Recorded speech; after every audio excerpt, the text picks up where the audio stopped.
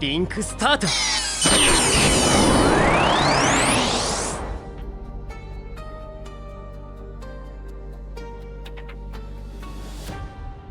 Imaginez revenir au tout début de Sword Art Online, au moment où 10 000 joueurs se retrouvent piégés dans un jeu vidéo mortel. Mais cette fois, l'histoire ne suit pas seulement Kirito et Asuna.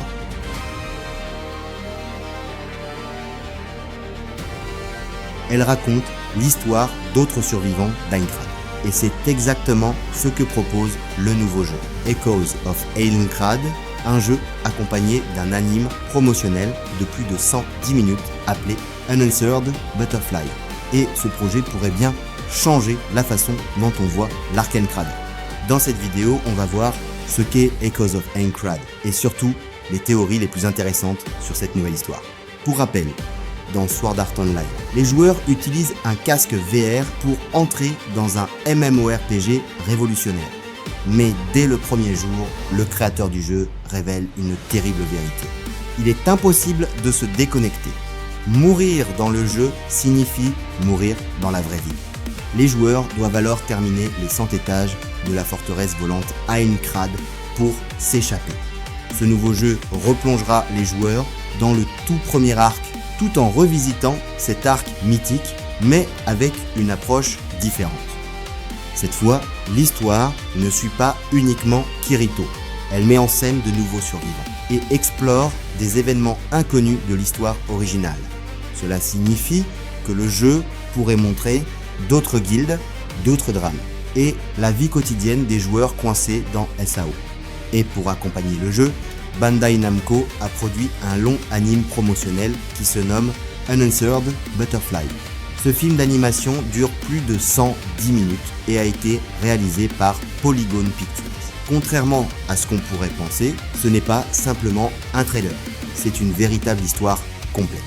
En bref, le film suit deux personnages originaux, Emirun et Rex. Pour faire court, ils se connaissaient dans la vraie vie.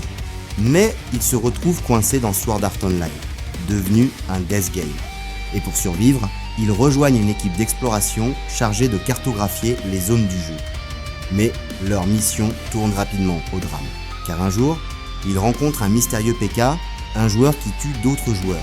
Il est connu sous le nom de l'épéiste noir. Et quand Emirun arrive sur place, elle découvre Rex gravement blessé et toute l'équipe d'exploration massacrée. Les survivants rencontrent alors Asuna, décrite comme une épéiste prodige. Et avec elle, ils commencent un entraînement intense pour venger leurs camarades et comprendre ce qui s'est réellement passé. Mais qui est vraiment l'épéiste noire ? Ce surnom est associé à Kirito. Mais dans l'histoire originale, Kirito ne tue pas de joueurs innocents. Alors pourquoi est-il accusé du massacre ? 3 possibilités. Un imposteur, une manipulation ou un malentendu tragique. Dans l'anime original, on voit surtout l'histoire de Kirito. Mais en réalité, des milliers de joueurs vivaient leur propre histoire. Et dans ce nouveau jeu, on pourrait bien nous montrer les guildes secondaires, les expéditions, ainsi que les rivalités entre joueurs. L'arc Aincrad est considéré comme le meilleur arc de Sword Art Online. Mais dans l'anime, on ne voit qu'une petite partie des 100 étages. Et ce nouveau projet pourrait enfin montrer des étages jamais explorés, des histoires inédites et les conséquences psychologiques du death game. Mais surtout, il pourrait redonner vie au mythe d'Aincrad.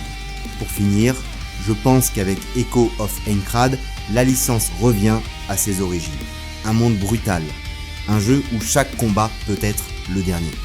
Et des histoires humaines que nous n'avons jamais vues. Mais la vraie question demeure. Qui est vraiment l'épéiste noir ? Et que s'est-il réellement passé lors du massacre ? Voilà pour la sortie de ces 2 pépites que j'attends avec impatience. Et vous, dites-moi en commentaire si comme moi, vous avez hâte de cette sortie du mois de juillet. N'oubliez pas de vous abonner et je vous dis à bientôt. C'était Ced pour Pukawa Manga.